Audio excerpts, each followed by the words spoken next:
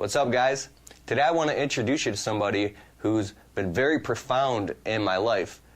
This guy has helped me in so many ways just really get through a lot of the walls and boundaries and internal conflict that was stopping me from getting my business off the ground and moving forward in areas of my life. Now you can read any book or watch videos on methods of how to expand a business, how to get it off the ground, but the guy I'm talking to today, it helps with dissolving internal conflict, especially, like I said, he did in my life. I got to introduce you to him. He's a certified master personal mastery coach. So without any further ado, what's going on, Rob? Hey, how's it going, Keith? Thanks for having me. Thanks for being here. So I want you to talk a little bit with the guys about where you came from, your practice, your study, and a little bit about yourself so they can see, just like I can see, and talk about some stuff that can really, help these guys get it going. So.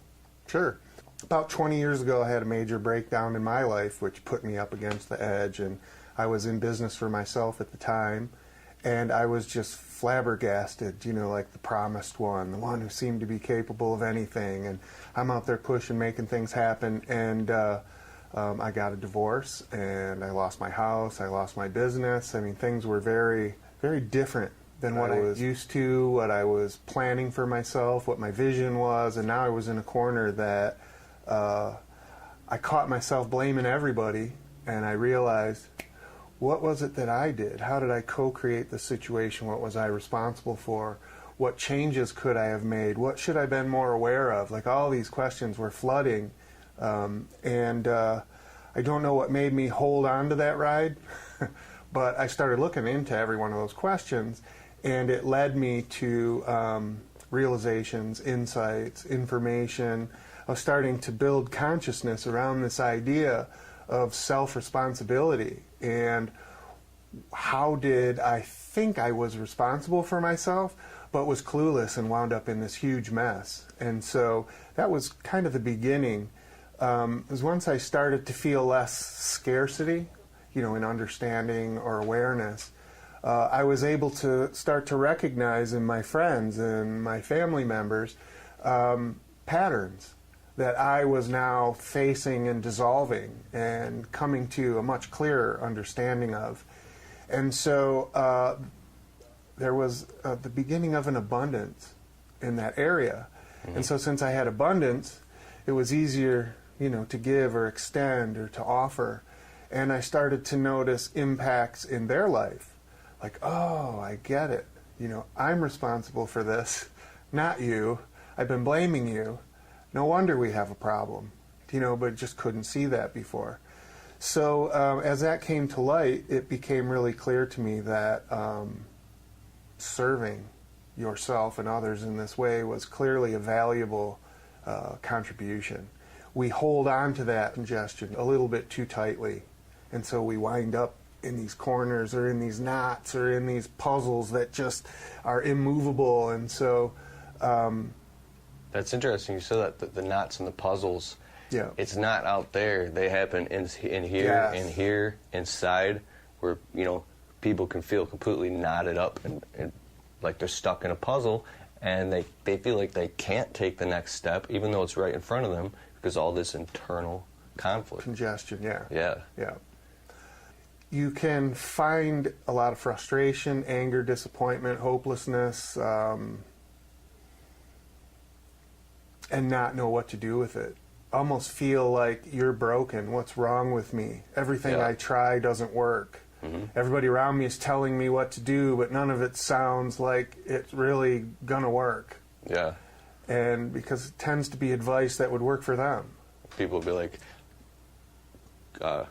it's not working, you should go back to school, and that's the answer. Things like that. Sure. Or stop hitting your wife, or stop, drinking too much, or hanging out with those people that drink too much, or, and so what happens is we get so bound up and frustrated, knotted, and congested that we start to look for ways to get immediate relief.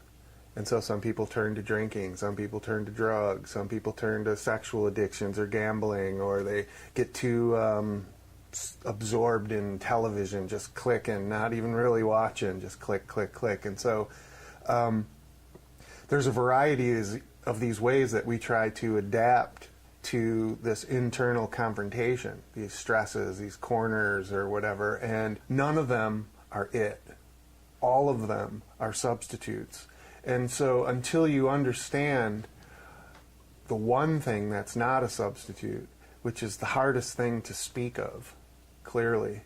Lots of people try, religions try, psychologists and psychiatrists try, meditators, spiritual leaders. Like, everybody has an effort to try and communicate this, but it's not to be understood, it's to be experienced. It's so hard to sit down and talk in a few sentences and let you know what I do, how I do it, and why it works. Because if you could get all that, you wouldn't be in the situation you're in right now. So, as soon as I go to explain it, I start hitting the reactions that are in place in people that protect them from that understanding, that defend them from the vulnerability that's required to be with that, to allow that, to relax into that and express and give and take from that place. Instead, we're push all of our energy and our consciousness like way up here, and we're trying to, control the infinite possibilities of, our experience out there. And we actually have adapted a whole identity around it, and we've locked it in, so we're stuck in this like thought world. It's like a box of thoughts that we carry around, and they're all nice and structured.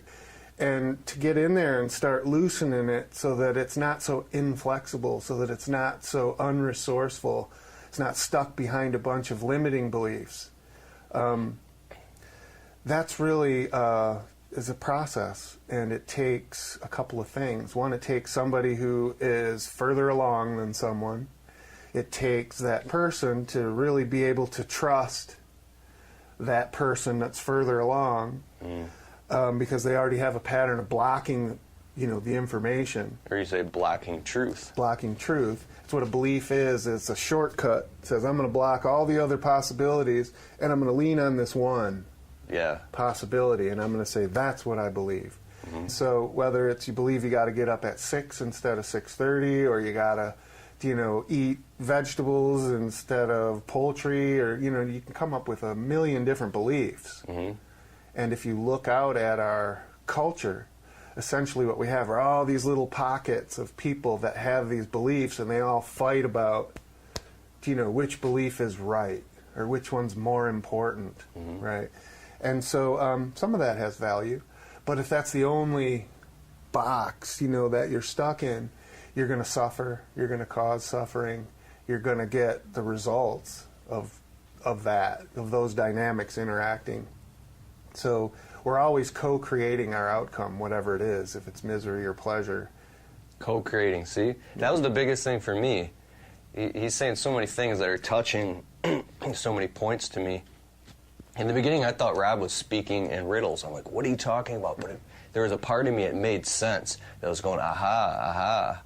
And it was really, it took me learning the terminology, kind of like what he was talking about, to get to the point where it was creating these big ahas for me.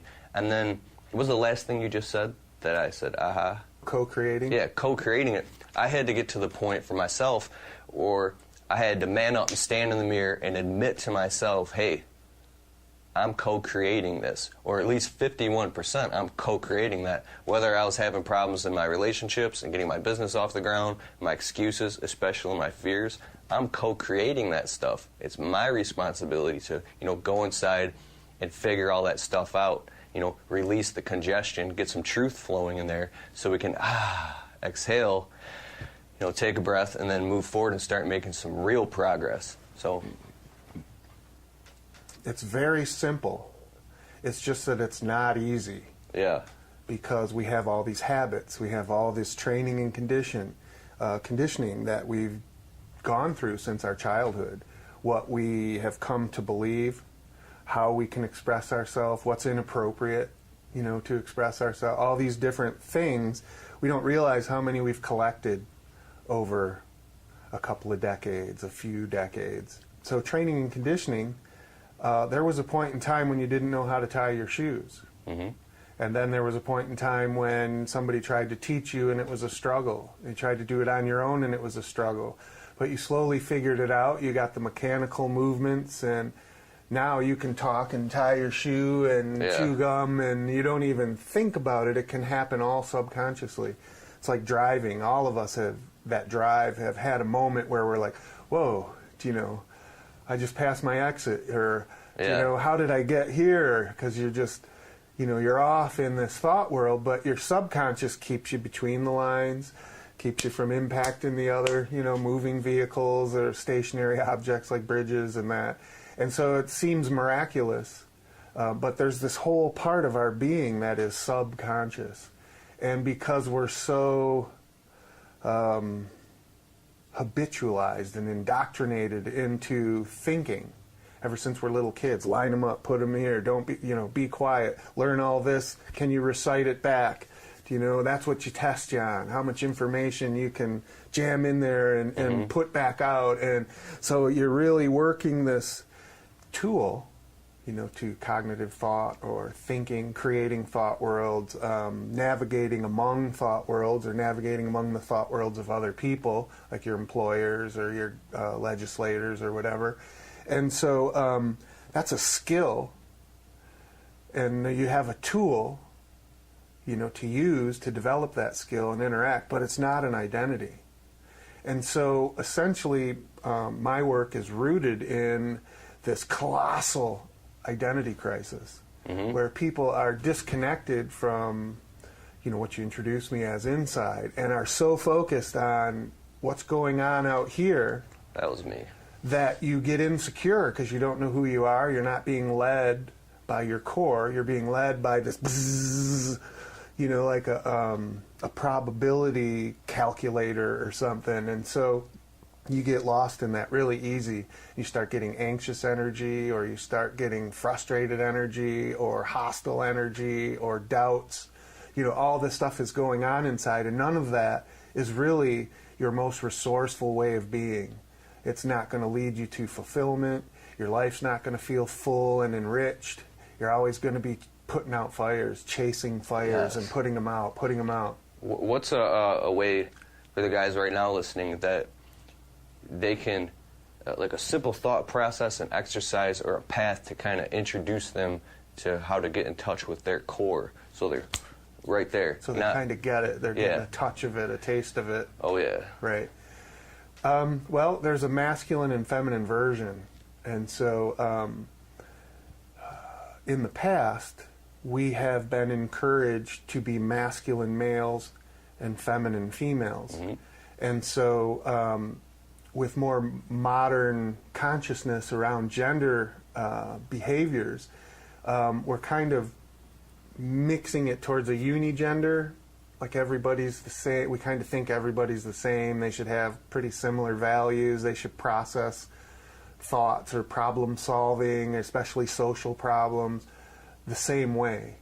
And so that's helping us to become less boxed in. I have to be a man, and kill my neighbor because he was, insulting or something like that. Or a feminine role might be, I won't interrupt, I'll just make the house pretty, I'll make myself, pretty, and as long as you stick around and love me and share resources, I can tolerate, your obnoxiousness or your, what's different about you, so to speak. But nowadays, we're understanding that all humans can be feminine and masculine, and we actually shift depending on the circumstances. And if we don't understand when to shift or how to shift or why to shift, we're doing it subconsciously. And it's usually because of these fears, insecurities, anxieties. So we sense something, we're afraid of something, so we behave in response to that, that pressure, that fear that someone won't love me, or I'll wind up in a trap or something like that. Oh, that is the biggest thing. You said masculine fear traps? The masculine fear is of traps. The feminine Being fear trapped. is of unlove. Yep. Think about that. If expanding your business or getting off the ground can feel like a bigger trap to you, like you're building a big mouse trap that's just going to trap you. So, you know, it could be something like that. You'll fear it. You'll fear it. And your fear will cause you to hedge your investment, your self-expression. And to the extent that you hedge, you suffer, both internally and your output. Your possibilities, your probabilities, you know, will minimize to the extent you're hedging from that psychological fear, from that psychological insecurity. And so, you know, I could speak forever on this topic, and I don't want to be too confusing or go so fast that people don't get much value from our effort to contribute. But you want to know that there's a difference between psychological needs and genetic needs. And so our genetic needs are like food, you know, temperature, reproduction, territory, stuff like that. And so when you start to get into, am I going to embarrass myself, you know, that's psychological. So there's a difference essentially between a genetic need, you know, temperature and those sorts of things, or a psychological need. Who am I without someone who validates me? So there are genetic needs that our body, our biology, you know, essentially requires. And then there's psychological needs. And those are what our thought world requires. And so there's a substantial difference between what your body requires to survive and thrive as opposed to what your psychology believes you require to survive and thrive. And so the more you lean into that psychological paradigm, that psychological thought world, the more you disconnect from your core sense of what's necessary. And so you can see garage bands, per se, that just do the most awesome music, and then you see these other bands that have all of the money and all of the equipment, and they're like mediocre. Or you'll see bands that are really like living out of their vehicles, going gig to gig, state to state, just crunching it out. They make it big, and then their music sort of becomes mediocre. It's because they're not on the edge anymore. They don't have that leverage, that they're not driving forward. Because their psychology is starting to say, I'm okay now. Okay. Yeah, what I need is to relax, you know, or what I need is, you know, more social life, or I need, and none of this is right or wrong or good or bad. What's an exercise or a perception or an observation or something a guy can use to, boom, get in touch with his core? So he feels what that feels like to, and then, you know what I mean, to like the vision drives him from his core, not just fulfilling all these needy necessities in the moment, like keeping his woman happy, stop, you know, keeping the lights on, she's screaming, how am I supposed to get a business off the ground and, you know, operate from my core if I have all these, you know, these bills and debts and all these things keeping me in this fear, this psychological fear-based moment that, you get what I'm saying right there? I went through that stuff, and I bet you got some things going on like that, or you have. So, right. Does that make sense? Absolutely.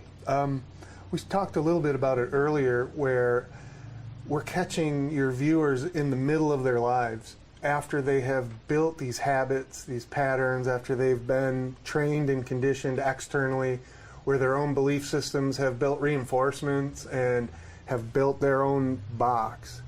And so here we are starting from here. So anything I say today is not going to be able to just, oh, okay.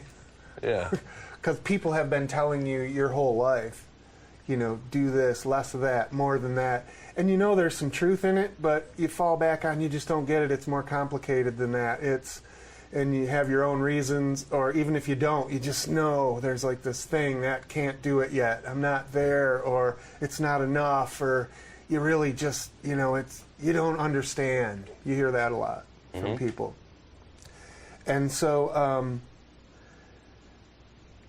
there's a variety of ways that people go about trying to connect with what you're asking about. Prayer. A lot of people can find it in prayer if they pray properly.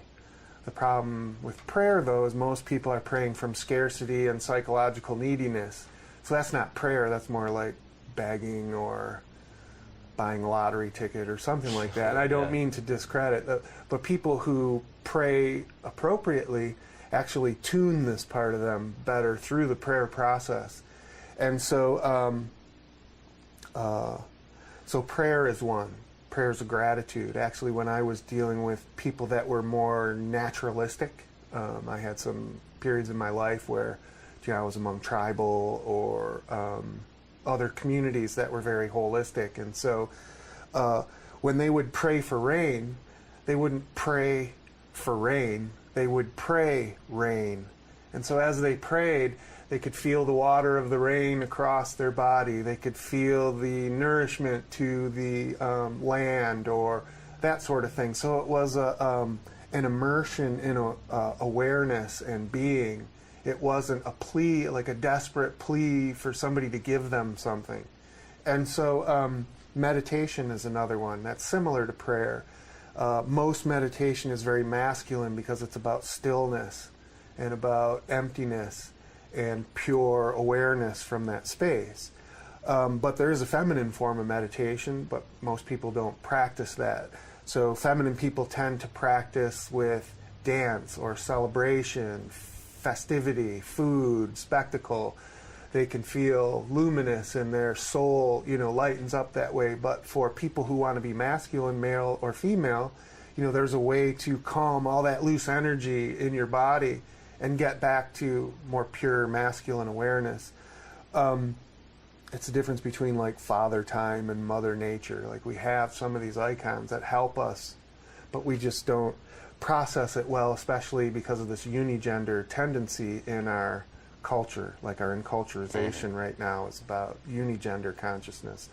So, so prayer, meditation.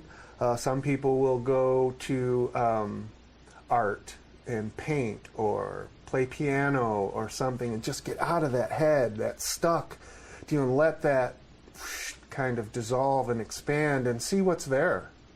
Because there's always something underneath it. It's what's living you. It's not like you have to pray or be forgiven or, you know, in order to be worthy of having your core. You know, it's been there the whole time. It's just that we've built some structures in our thoughts above it, on top of it, and we've become so indoctrinated to be there, and we've even reinforced it with our own beliefs to be up there, that we aren't through our whole body, through our whole being. We're up in a tool, a thinker. Yeah. And so anything that can minimize that thinking and get you out of that and just into being improves your awareness and your resourcefulness, because you're not stuck in the past or the future. You're actually in the moment, and I can notice your body language. I can notice your energy shift. I can notice something over there that's, you know, a distraction, or it's leading up to a problem. But if I'm all up here, I can't see any of that. I can't, because I'm not there. I'm not present. I'm stuck somewhere in time, psychological time. So anything that does that. And so hypnosis, if you go see a hypnotist, not a stage hypnotist or one that's in the movies, but like a therapist, somebody that's there to focus on healing, focus on helping you reacquaint yourself with that infinite resourcefulness. That's another way. That's a real fast way to get a big dose of it. Some people with their children can just let it all go and be with them in love and freedom, love to be free, free to love, you know, and have those moments. And so can you do that same thing at work? Absolutely. Can you do that same thing settling a problem with a, you know, angry customer? Absolutely. We get stuck in these paradigms and we're reactive because we're trying to hold these beliefs together. Isn't that ego? Like stuck in the bad parts of the ego, or not there isn't good or bad, but it's like dissolving all that. Ego, absolutely. That's 100% ego. You're not adding to, you're taking away like a computer, uninstalling all the bad programs and viruses, dissolving all that crap, so then you can, you know. Right. Be resourceful. Be in the moment, fully aware, fully resourceful. Not exhausted, not stressed. You know, you can have challenging things and not be stressed. I also do video production, and there's times when I've been out on set and other people are freaking out, but I'm just calmly going through the motions, solving problems, getting it done, and it looks awesome, when we're done. And it's because I'm present with the process. I'm not worried about getting fired. I'm not worried about, what does this person think about that I use black tape instead of white, or, or whatever. And I'm not necessarily making the mistakes because I'm more resourceful. I'm more aware of how black tape here works better than white tape, or vice versa. I'm aware that you don't really need to be yelled at. You need a little bit of help, or a little bit of guidance, or a few words, because I see where your sticking point is. And that's only because I'm not in my own head. I'm not boxed in the thought world. Like I said, if you're trying to get your company off the ground, or you got a small company going, you're trying to expand that, all these things can block you, versus being present and in the moment and executing, getting things done by being aware. Versus being stuck in that ego and all these things that are worrying about all this and all this.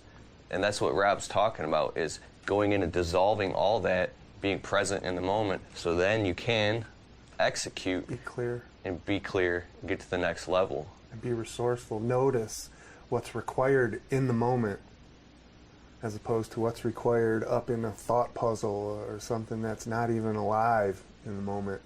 The biggest thoughts I struggle with, that you might too, are I gotta do this, I gotta get it done, and the clock and all these things are happening at once. Then and your old lady calls you, then the phone rings, then it's a family member with the problem, then it's this, then you come home and the laundry isn't done, then there's bills paid, then a debt comes in the mail. All this stuff is coming at you at one time, and then all of a sudden, on and on and on. You could feel totally drowned in all these things. And how in the hell are you ever supposed to go get a business off the ground after already working 40, 50, 60 hours at a day job? It's just not possible. How are you going to do it if you don't have the money? So all that internal conflict and stress can, stop you. He was talking about the masculine, feminine, these energies right here. If you have a reaction, which I know I did, I would sometimes react like a wuss in that situation and freak out and have anxiety attacks. I was like, I can't do this, and become this big crybaby, instead of, like Rob taught me something amazing. He says, divorce yourself from the chaos of the moment. Step outside of it and see it objectively. In real time, while it's happening, you divorce yourself from the chaos of the moment, and then you see what needs to be done. Then you go back in and you execute. Boom, you get that.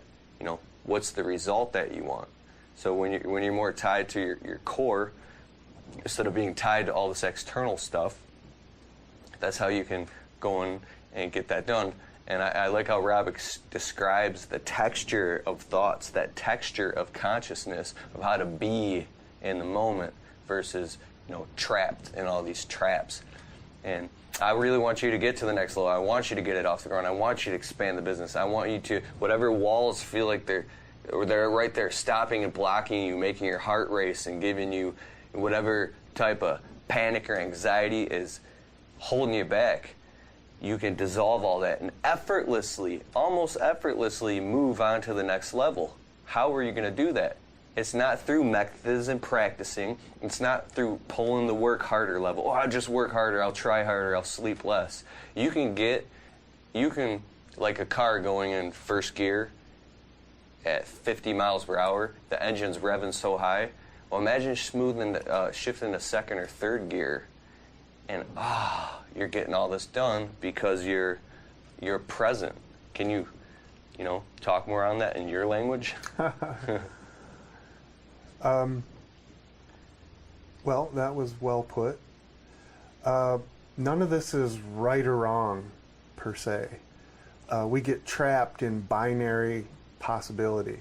Win, lose, good, bad, right, wrong, that sort of stuff. And nowadays, more than ever, we have all possibility. War is peace. Like we get these messages even from our government about, that probably is the wrong place to talk about this. Let me back up.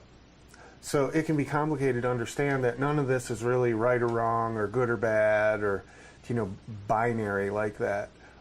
if you don't pay your bill, it's relative to a shutoff. It may also be relative to somebody being disappointed or hostile or angry. But if you're aware going in that those are the possibilities, and you say, okay, I cannot avoid those at this moment, so I'm prepared when those occur, I will address the situation. And my plan is, I have a paycheck next week, or I can put some down, or you work through it somehow, rather than be disabled by it. Like we were talking about earlier, we're meeting your guests here in the middle of their life when they already have a box built, and they have a structure, and they have habits that are rigid and beliefs that reinforce them, and they're kind of in a groove, like it's something that feels very difficult to get up and out of, and you should stop smoking so much, or you should watch a little less TV, or play a little less video games, or change something around. See, or those are, did you say it's like a prescription? You prescribe, well, just quit smoking, or just quit doing this, or change that. When you just, somebody verbally says that, oh, okay, I'll just quit, I'll just stop, I'll just change it. But it's not that easy. Because simple. Yeah. Stop bending my elbow, or whatever. Those are all intellectual exercises. Those are all way up here.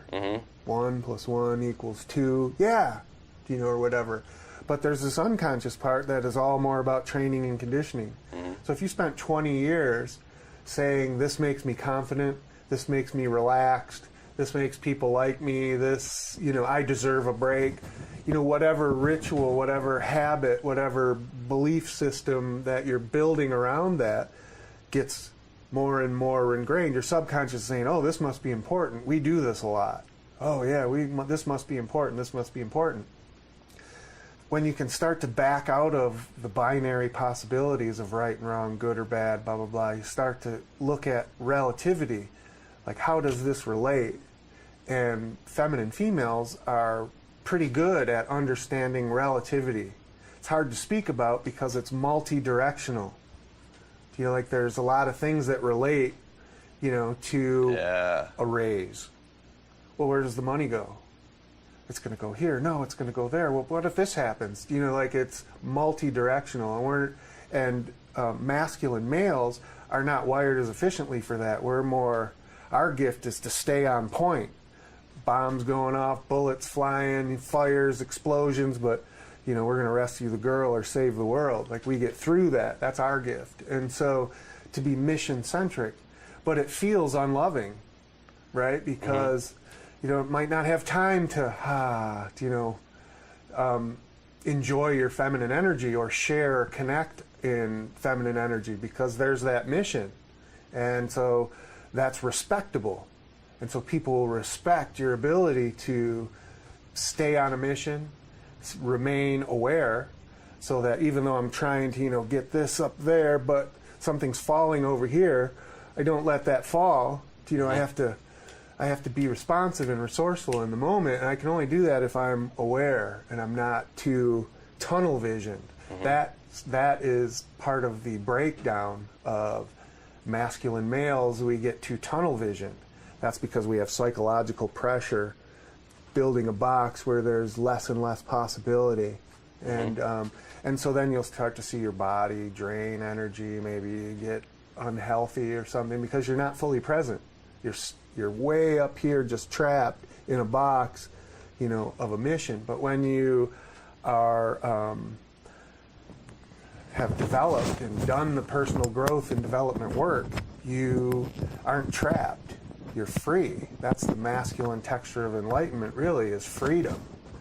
The feminine texture of enlightenment is love.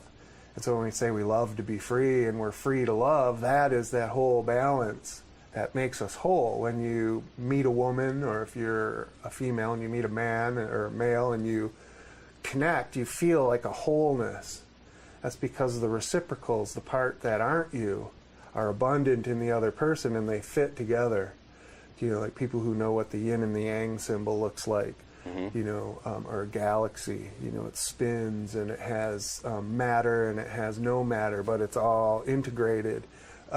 You're in a situation where you have this balance. And so helping people to understand their masculine and their feminine parts and when to choose which for what service to the moment, you are infinitely free and you're infinitely capable of loving. None of it is right or wrong or good or bad. When you get to the point you can see it all as relative, then you understand it relates to your experience, to yourself and to the world, and other people's experience to you and to the world. And so the saying that we try to say over and over with our clients in personal mastery coaching is it's not good or bad or right or wrong, it's only relative to the experience you're having and to the experience others are having of you. So when you start to back out of being locked into only two possibilities, right or wrong, sometimes it's neither right or wrong. Mm-hmm. Sometimes it's both. I want to ask you something. I want to dig into something real quick. So you got a guy who's trying to get his business off the ground. He's trying to expand his business. He's got his focus, his mission, his purpose. And his woman at home, maybe they're going through some stuff, and she's standing on his neck over all these issues and she feels like what he's doing is a threat, or it's not going to work, and she's unsure. And how can he... It is a threat. It's right? a major threat. It's a major threat. Yes. A woman feels like it's a threat to the relationship, it's a threat to the household. You should stick in your job where it's safe, and it feels very insecure. How can a man, you already know I'm going with this. That's a big one. It's very simple. It's just that with our social truth, our enculturization being about this unigender consciousness, we wind up struggling over the actual differences. And so there are differences at the genetic level of truth as well as physiological that if we don't understand these things better, we're going to tear each other apart. And so it becomes very confronting if we have beliefs about unigenderism that aren't calibrated to what's actually true. It causes stress, and I see it out there every day. So nothing beats communication.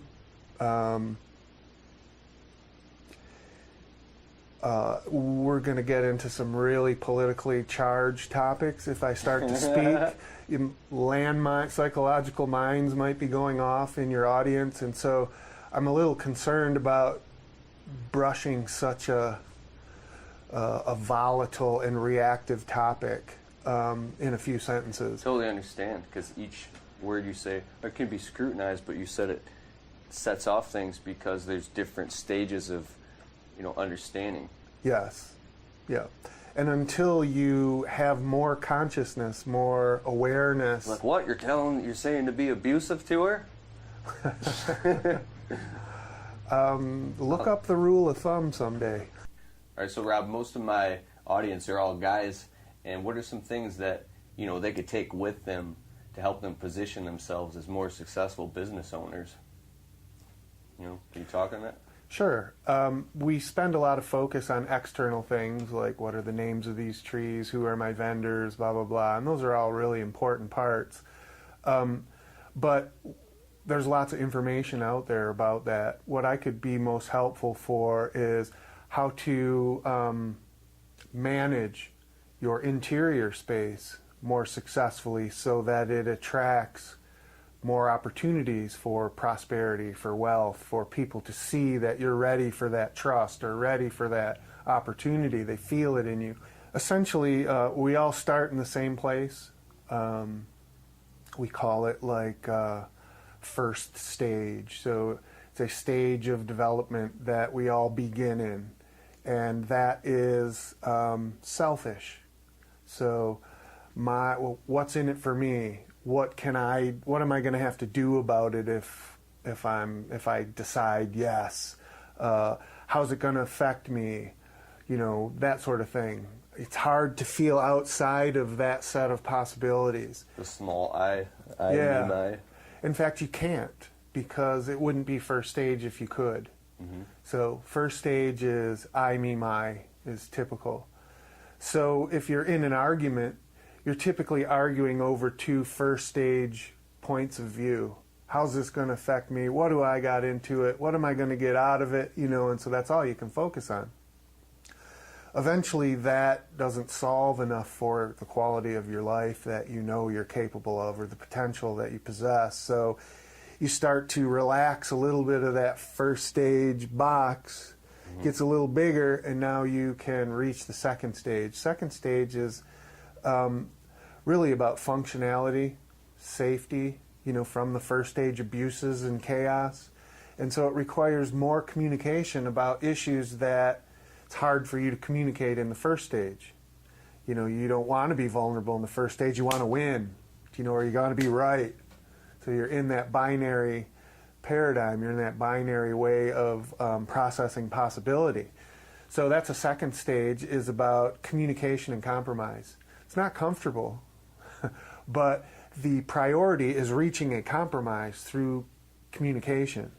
And then you can watch the other person and see if they hold up to their end of the compromise. And if they do, trust starts to build. And so more second stage communication is developed. More functionality gets put in place. More trust grows. So it's part of growing and developing. Yes. Well, one thing real quick to interject. Business was the greatest teacher to me. Like, you go to college for 8 years and learn about it, but once you are in business and you tell the client, it's on your schedule, you're going to be there Tuesday. Okay, you show up Tuesday at 9 a.m., not a minute late, you get the job done, you execute, you get the check, they smile, they refer you. All those things are kind of parlays in what he's talking about in second stage. You begin to communicate and compromise, and you build integrity, and then you move into second stage naturally. In the beginning, from first stage, what he's talking about, I, me, my, you're like, how am I going to make there? Oh my God, what if I can't? What if this? What if the client doesn't pay me? What if they screw me over? I don't know how. All these different thoughts, you're stuck inside of that box. But in second stage it's really happening. That's right. Like the most communicative, realistic type of, not the most, but yeah. Communication emerges. And it reaches compromise. It has a purpose and intention. It's not a defense mechanism. Blah, blah, blah, blah, blah, right? It is actually a functional use of your ability to think, process thought, try to understand somebody's position, work among that, get them to understand your position, reach a compromise where you win something together. You might not get everything you think you'd like to have, but you get functionality and you get more predictable results. And just like you said in business, essentially business, whether it's law or contracts, it is creating second stage environments so that mutually productive outcomes can be obtained. So when you show up at a job and somebody wants another tree after you've put a quote in, you could say, have a breakdown, or you could say, that's an extra $50 if you'd like to have it. Boom. Now you're one is a reaction. Oh my God, how do I fit this into my contract? I only had a budget, for this many trees. They want another one. Or that could be the same for 150 plants or 150 installed. Yeah. The more second stage you become, and the more you negotiate that, and that's where you start bringing in, documentation and structures, and you can build something. There's more it requires more consciousness. More consciousness. It doesn't mean more effort per se. Mm-hmm. It does a little bit in first as you're trying to expand your box. You're pushing against contraction. Like the box is trying to contract and hold. Like you can control everything if I just do this or whatever. But if you can open up some more space, you can start to communicate and start to reach compromise. It'll be effortless to bring these structures in because that's the place you're at.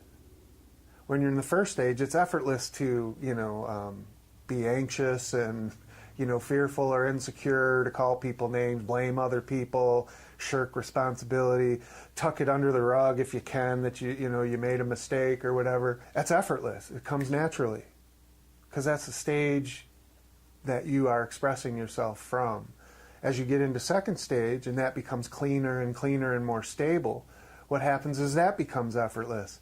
Well, I already have my contract here. I already have my addendum for adding trees or what, because I'm aware of all possibilities, and so I'm prepared for the possibilities, I'll encounter. And now this becomes a structure that can stand up against their force. Should be included in that, original quote. Well, in the contract you signed over here, it says there's addendums for increases or unforeseen, complicate, or whatever, how your language is. But then it's just smooth, and now you're not first stage, you're second stage. You're looking for a compromise. Well, you know what? How about if we do $40 instead of 50? I can compromise. Maybe I'll take the 10 I was going to make, or 10 off what I was going to make. Like you continue communicating and working for that compromise that can hold up. Mm-hmm.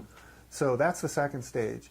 That can be a lifelong process for a lot of people to elevate their first stage issues and be able to deal with them in a second stage way. Mm-hmm. Most of us, that'll be sufficient. If we could be functional second stagers, Sorry, but you're hitting so many nails on the head. I went through all this stuff. I was totally first stage trapped.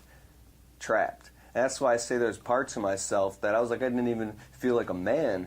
And now I'm like the opposite. I can't even relate to that guy because I was moving into second stage. Okay, my personal life, I'm moving into, a marriage, a functional marriage. And then in my business life, I'm moving into a business simultaneously at the same time, having to learn and grow and change and adapt and, get rid of all that stuff all at the same time.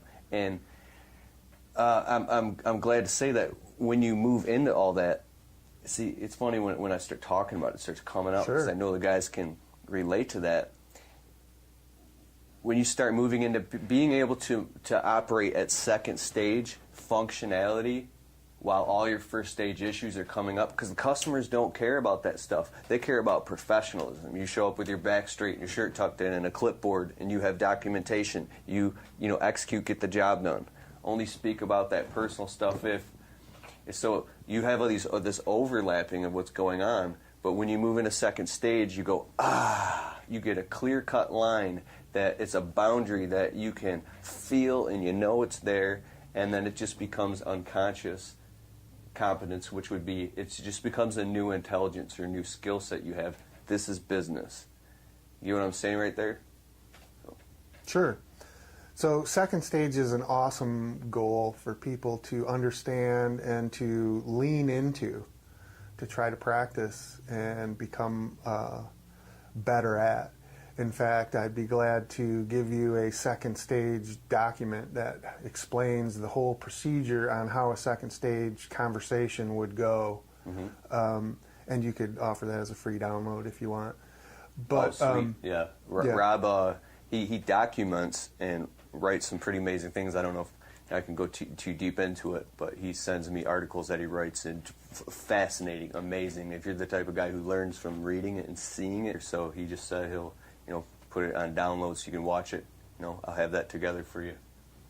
But, yeah. And after a while, safe, predictable, functional can become boring.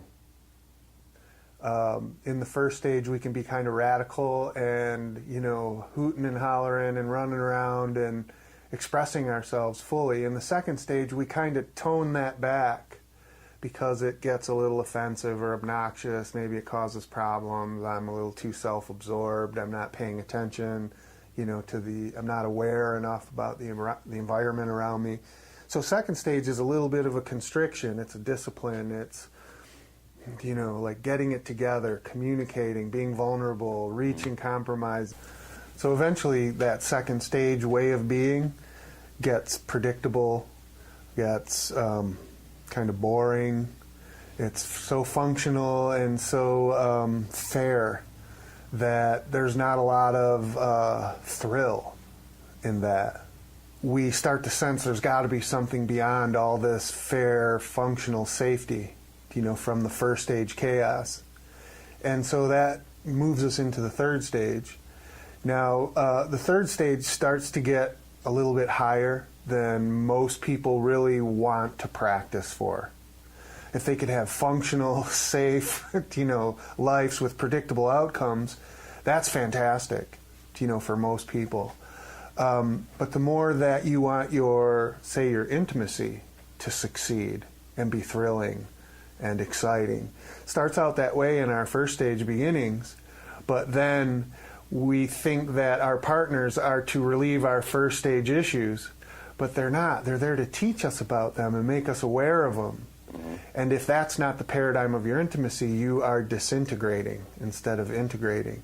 And so eventually those fights and those, all that first stage stuff will pull you apart.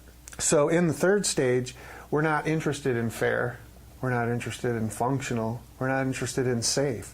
We're interested in serving others into love if they require more feminine enlightenment, or into freedom if they require more masculine enlightenment. Are you talking about getting to a point where you're giving beyond yourself because it serves the greater good and you don't benefit anything from it? Sure. Is that that point? In the first stage, you think you're being shorted from the world, all of that. Yeah. In the third stage, you've come to realize that's who you are. Abundant. Abundant in love and freedom.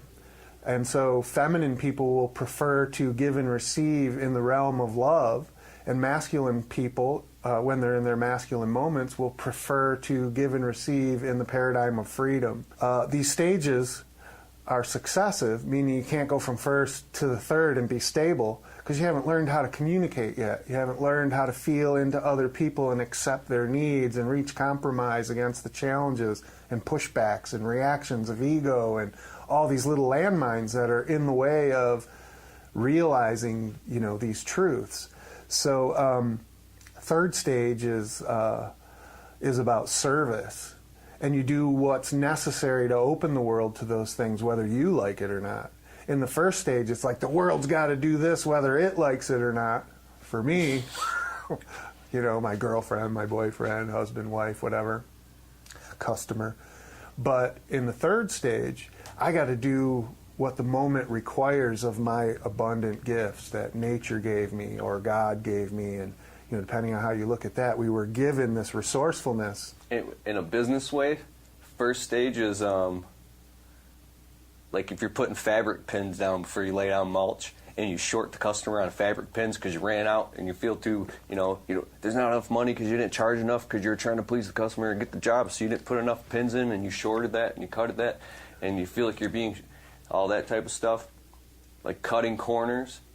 And then third stage is, it's on the house. Install the extra bush on the house, or I'll just trim that for you.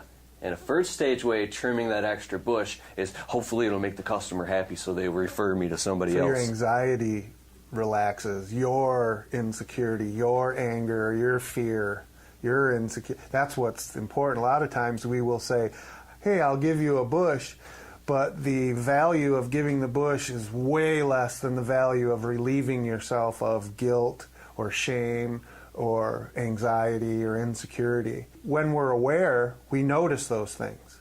Mm-hmm. When we're not, when we're trapped in our first stage box or whatever, we don't notice any of it. It just is. Yeah, like we were talking about. That's all you can see. Well, I have another point I want to get. When you're increasing your profile of clientele, like more and more ritzier clients, higher paying clients, stuff like that, if you want to make more money in your business, the more you're aware of that stuff, because I'm telling you, a lot of those clients, the ones who got it together, they can see all of it. They can see right through you, and that's why they go with businesses and they're willing to pay more for businesses who got their act together versus, a business who doesn't, because the owner's still going through all that stuff. So like water seeks its own level, you're going to attract customers who are like that as well, and that's why you're dealing with all that conflict.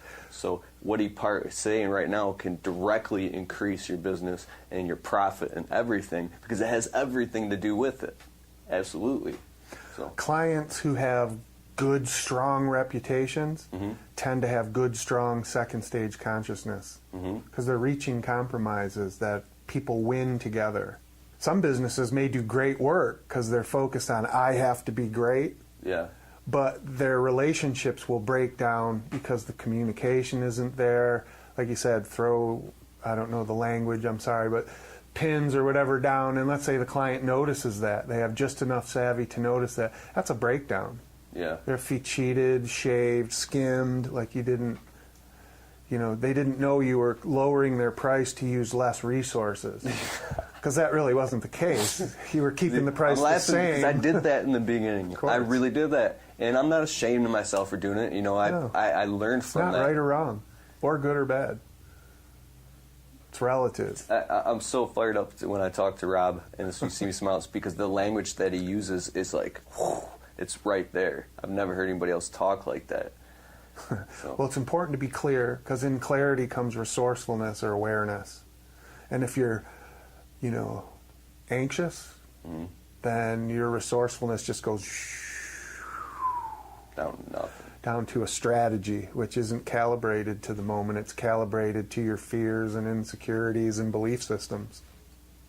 So third stage isn't for everybody because it feels very vulnerable to give.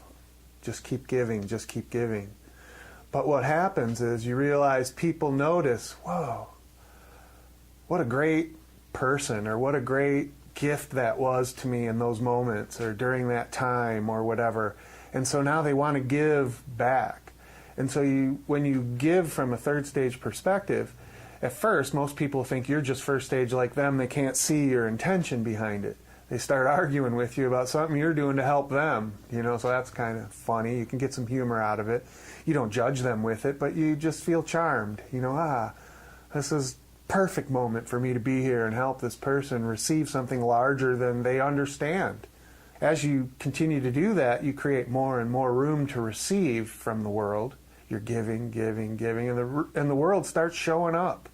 It starts giving because it rewards that. Think of, you know, your hero movies or whatever, the guys that risk their lives to make sure that the women and children are safe or can continue to thrive and feel love and share love amongst themselves. And so those are massive third stage gestures, especially like King Leonidas from 300 was a total third stager. He had no concern for himself. He was only concerned for what Greece stood for, you know, liberty and freedom and philosophy, and, you know, like those were so much more important than tyrants. In fact, he even said, these guys show up, you know, full of vigor because they chose to. Your guys are slaves. They're afraid of the whip. Do you know what I mean? Yes. And so that was their first stage fear, as opposed to their third stage zeal, you know, or vigilance. Get to the point where you don't care about how you feel, and you don't care about that you're being, you know, marred and cut, because the purpose and the intention is so strong, and you're so connected to your core. That's our gift. That's the masculine gift, is to see down the line, and when the challenges and explosions are coming up, you know, you notice them, and you're among them, but you are not them. And so you navigate them, and you don't have to think about it. It comes to you. Boom. Yeah, because you're present, you're aware, you're showing up resourceful. If you got to think about it, like if I was a black belt, I'm teaching you about how to be a black belt and how to defend a roundhouse kick. If here comes my tennis shoe at your face and you're thinking, okay, that's a roundhouse. I've got 3 ways to battle that, and by then you're eating tread, right? Yeah. But if you're aware and you're just present, you know, you don't have to think about it. It just happens because you're in response to what the moment is requiring of you. So that third stage way of being really is a reclaim of your core consciousness. That's what makes it valuable. It's not in being a sucker, giving all the time, because your consciousness will tell you this person is unable to receive at this moment, or this isn't a teaching moment. This is a moment for them to discover their breakdown, or you'll realize that you're not assigned to this person. None of that is good or bad or right or wrong. It's all relative. Once you get to that point, you're capable of understanding what fourth stage is. And fourth stage is when you can choose feminine or masculine moment by moment, because that's what the moment requires. These are practices that you go through during your lifetime, and like I said, most people aren't very interested above second stage outcomes, predictability, safeties, functions. They've been through so much chaos, so much disappointment, letdown, hurt, frustration, right? Anger, that if things could just be functional and fair, that would be a miracle. That would be, paradise on earth.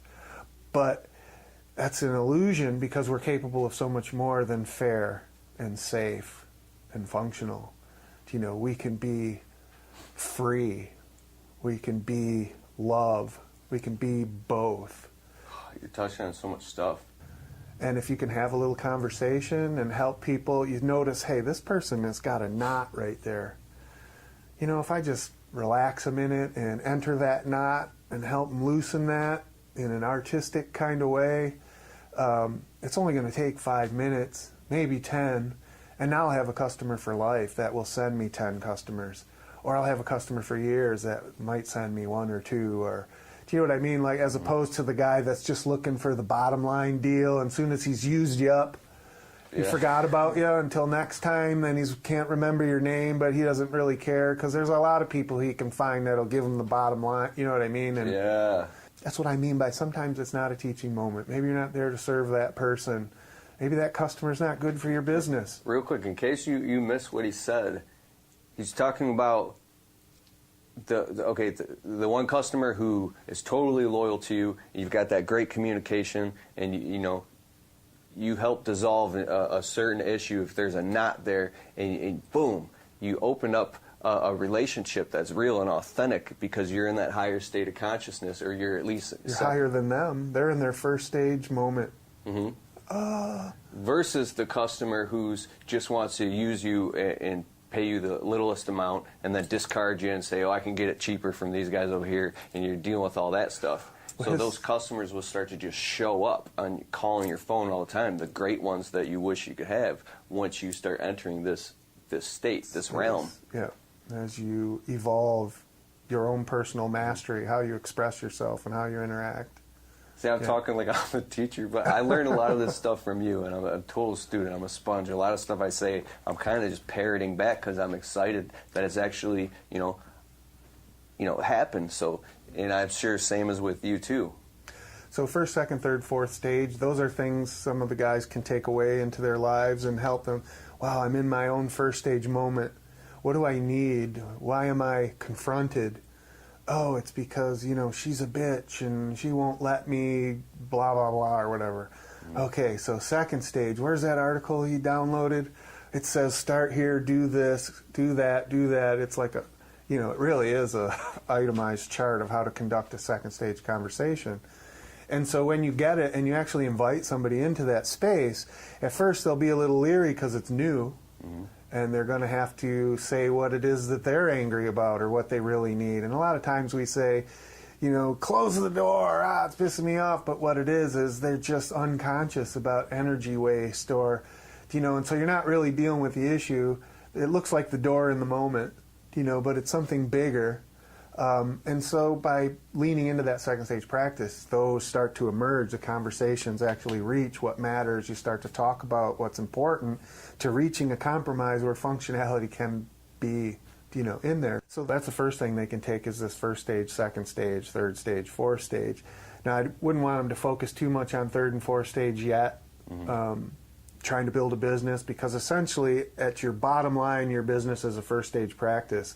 It's survival, it's profitability, it's accountability to its employees, to the government and taxes, to the vendors and paying. Those are all, that business needs every one of those functioning. You actually want to have a communication that leads to winning together. How do we win together is a great second stage, check yourself. Do I want to win together, or do I just got to get what I'm looking for? What do I got to do to crush that competition or that obstacle? I think that's important, something that could be helpful. Another thing they can take away is the idea of masculinity and femininity. I also have another chart that just kind of itemizes some characteristics of what is, masculine consciousness. What are the adjectives that start to give you a picture of that? And what are the adjectives that are the opposite of those? So what we find about masculinity and femininity is that they are not equal. They are so much more than equal. They're reciprocals. So reciprocals means inversions or opposites or reflections. That's how we get wholeness. So in our 4-stage way of being, we are whole, complete, enlightened beings, because we can choose masculinity or femininity moment by moment and switch, because we calibrate and we recognize it serves a greater purpose. I can also offer you that document. So some people can say, I'm so manly and masculine, but then they realize, oh shit, when my wife says something, when my, or whatever it is, that you switch. And so you start to notice this stuff, and you can start to make better choices about how to express yourself. And I'd also like to offer, since you said it's primarily a male audience. Yeah, 97%. Here is a masculine practice that can help them to immediately, in a short period of time, notice how much masculine consciousness that they can offer a moment. And so this is something I do early on when I bring in a new client, and we've done this before too, where you close your eyes and you clear that neurotic stream of thinking, like always using the tool. It's like Freud said, if the only thing you have is a hammer, everything starts to look like a nail. Well, it's like if all you have is a thought tool, everything starts to appear to be like a thought world, a puzzle piece. You can sit there and close your eyes, and the practice is to clear it. So you just are there. And what you'll notice is, I feel dumb, or oh my God, or I hear something, or these things will distract your presence. And you'll get drawn into thinking about it. Think. And so the exercise is kind of like think. Okay, I'm going to try and, okay, I've got it quiet. Even that took a thought. But now I can notice that there is a gap in my thoughts. And I survived. I'm still here, is the first realization. Because like I said, colossal misidentification means you think that the thinker is you. It's just a tool. So if you can shut that off and still be there and still process, through awareness what's going on rather than through thought, you'll see that you'll have these intervals between clarity and streaming thought. And that streaming thought is just going to want to keep shoving its way in there, because that's your habit, that's your training and conditioning. And so as you notice, like most people when they first try this can't get but a couple seconds before their first interruption. So the objective in the practice is to notice your intervals. And if you continue the practice, the goal is to extend the intervals of clarity and reduce the intervals of losing control of your consciousness, of your awareness, and letting that streaming thought, that neurosis of the thinker, the thinking being over-leveraged. Not everything is a nail that needs that hammer. Sometimes you need a screwdriver. You got to turn it rather than beat it. Or sometimes, whatever. You get the metaphor. So as you do that practice, you'll notice, I can't do it at all, is one possibility. Or like I said, usually it's a few seconds the first time. It's rare that someone can just do 30 seconds, a minute, 5 minutes, 10 minutes. Because now you're getting into masculine meditation, right? But this is just real short, concise. I want to see what my pattern is. Because to the extent that you can't remain clear is the extent that you cannot be present. So if you can't stop it at all, you're never present. Mm-hmm. If you are, it's vagaries inside that stream of psychological time. Like we talked about before, it's about trying to make the bad parts of the past stay out of the future and try to bring those good parts from the past back, and oh, yeah. So it's this whole, you're always slipping through psychological time, and you're not present. Another thing that brought up to mind is you could be totally present, aware, and in the moment, right here, right now.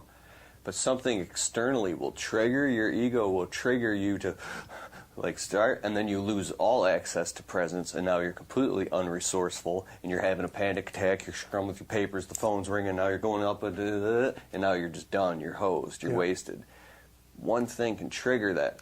So one thing that Rob taught me and is teaching me, which is amazing, is to practice. You practice in a quiet environment at first, within yourself, and then you start slowly adapting and bringing and leaning in to doing that in real time in business. Because if you can meditate Continue. Oh, if you can meditate, and it's something that I do often, is I'll bring somebody down so that they're in a completely present state, and then I'll ask them to open their eyes, and if they lost any of it, close their eyes and let's get it back. So the first thing is like being able to just open your eyes and stay present. Then once you can do that, then we say, okay, see if you can stand up, or see if you can look at me, like look at another person, start taking in information from your environment while remaining present. Like virtually everybody will lose their presence when they open their eyes or start to look at, especially look at somebody else. Like I'll do couple coaching and do the same thing, and I just watch their eyes just closing all the time because they're noticing. They're drifting out of presence and up into how it should be. How should they be doing? How should I be? Should. All psychological puzzle, like thought world stuff. For a masculine male, you can sit down, you can close your eyes, and you can shut off your thinking and just be present and aware. And you'll notice how bad your training and conditioning is to take that away from you, to minimize that or even eliminate it in the case that you can't do it at all. The more neurotic we are, the harder it is to be present. And so when we have bad habits, say smoking or drinking, those are actually rituals to not be present. The thing is that we want to clean that up because it's robbing us of our ability to feel free and to give and receive love and to operate at those higher levels of resourcefulness. Right? So all that stuff's got to come into play before you start, growing your business, because all that stuff's going to get in the way. It's going to come back. It's going to bite you. It's going to kick you in the ass. You see where I'm going there? Mm-hmm. The shame is that we've already got the box built 20 years, 25 years, 30 years, how old your audience is. Mm-hmm. So you've got a couple decades of putting this thing together, right? And being exposed to external programming. And so here it is, nice and built and sturdy. And now you want to kind of relax out of all that tension and congestion. Even to start to relax for some people feels like they're going to die. Feels like they're going to die. Yeah. Because the ego, you believe you are your ego. So to the extent that thing is going to dissolve, will feel like death. You can Google ego death and see what the symptoms are. It's part of the reason why we haven't dissolved it on our own. So if we were raised differently, we would be in a different situation today to discuss this and to adjust it rather than rebuild it is what it feels like. But we have to reacquaint ourselves and to liberate it because it's trapped under all kinds of chaos and congestion. Mm-hmm. And the subconscious runs all the time. Even when you're knocked out under anesthesia in a surgery, your subconscious is still working, keeping you alive, keeping you breathing, processing. And the value of awareness and presence and consciousness is, from my perspective, I can't imagine why anybody wouldn't want to have that for themselves and be able to give and receive, interact with the world from there rather than this other place, that's just, it's a puzzle of thoughts. Even your name is part of the thought world. The job you do is part of the thought world.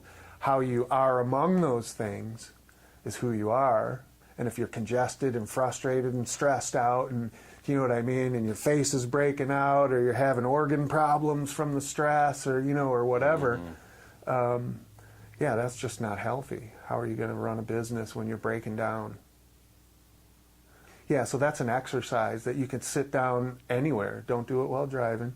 But anywhere that you can close your eyes for a minute or two and just work with this, trying to stop your thoughts, will help you see immediately how... It's literally stop all thoughts. So all that's left is literally involuntary breathing, your heart beating, blood pumping through your body, and you stop, like I'm right now.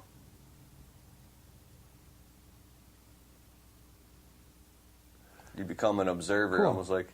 And right there, you were very still. And so that's very, masculine. Does that mean that you have to be that hyper-masculine or that polarized every moment of the day? Absolutely not. But if you can't even get there... You know something I struggle with is 31 now.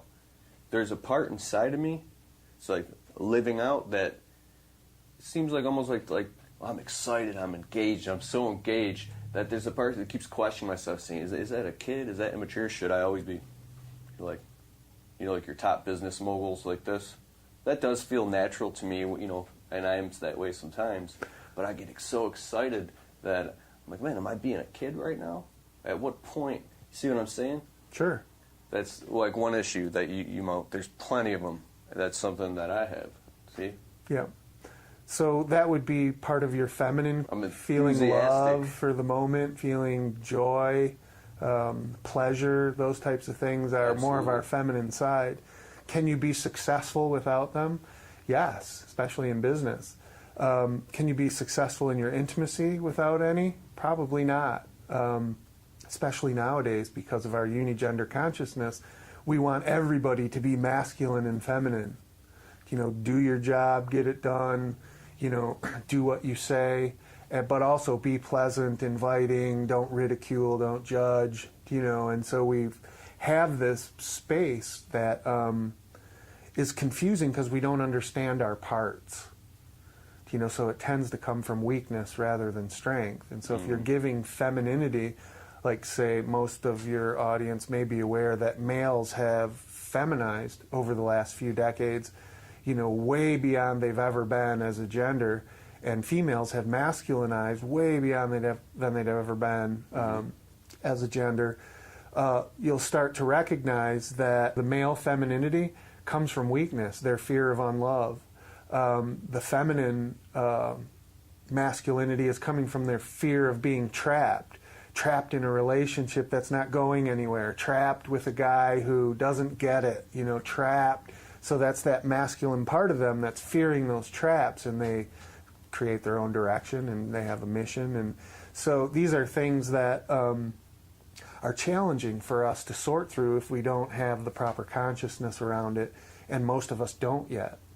So if any of your viewers would like more information or to possibly consider personal coaching, the name of my website is egoedge.com, egoedge.com, all one word. And so I would love to be able to answer some questions or help them find ways to improve their awareness or their presence so that their businesses have a better chance of thriving without them getting themselves in the way and mistakenly blaming the wrong things. Oh, definitely. Yeah. So go to the website, egoedge.com, and inside the contact information, you can send Rob an email.